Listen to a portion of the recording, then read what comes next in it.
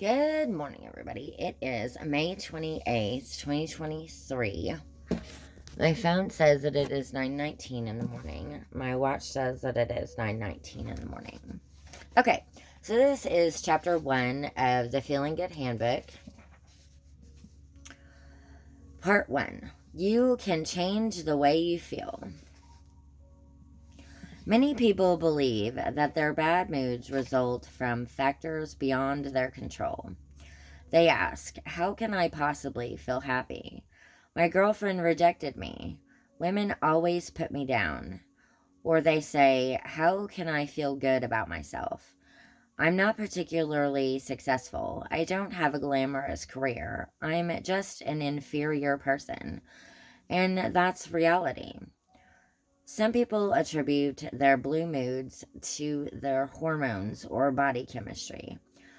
Others believe that their sour outlook results from some childhood event that has long been forgotten and buried deep in their unconscious.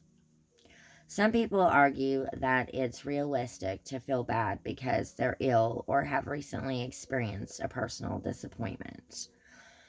Others attribute their bad moods to the state of the world. The shaky economy, the bad weather, taxes, traffic jams, the threat of nuclear war. Misery, they argue, is inevitable. Of course, there's some truth in all of these ideas. Our feelings undoubtedly are influenced by external events, by our body chemistry, and by conflicts and traumas from the past.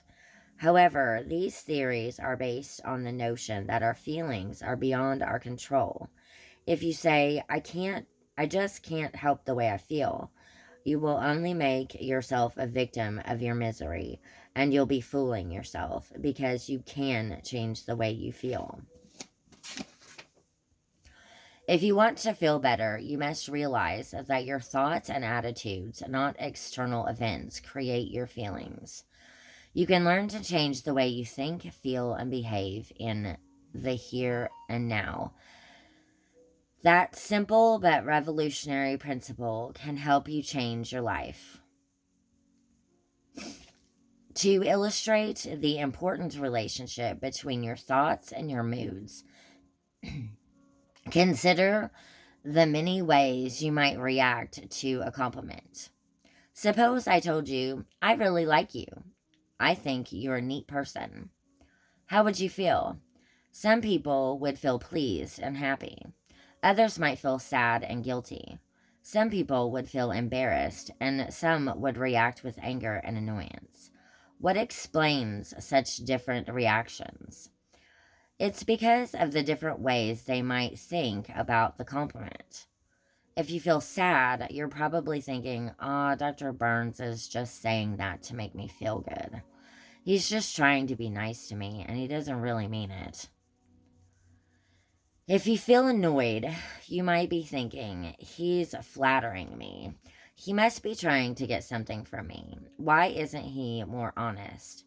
If you feel good about the compliment, you're likely to be thinking, gee, Dr. Burns likes me. That's great.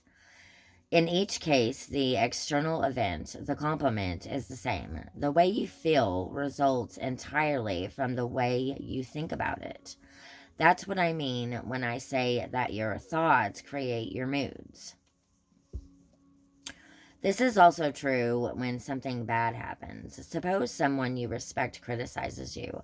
How would you feel? How may feel You may feel guilty and inadequate if you tell yourself you're no good and the problem is all your fault. You will feel anxious and worried if you tell yourself that the other person is looking down on you and is going to reject you. You'll feel angry if you tell yourself that it's all their fault and they have no right to say such unfair things. If you have a good sense of self-esteem, you might feel curious and try to understand what the other person is thinking and feeling. In each case, your reaction will depend on the way you think about the criticism. The messages you give yourself have an enormous impact on your emotions. And what's even more important, by learning to change your thoughts, you can change the way you feel.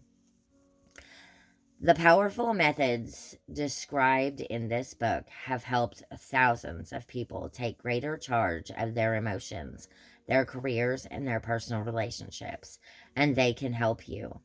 It's not always easy. Considerable effort and persistence are sometimes required to snap out of a bad mood, but it can be done.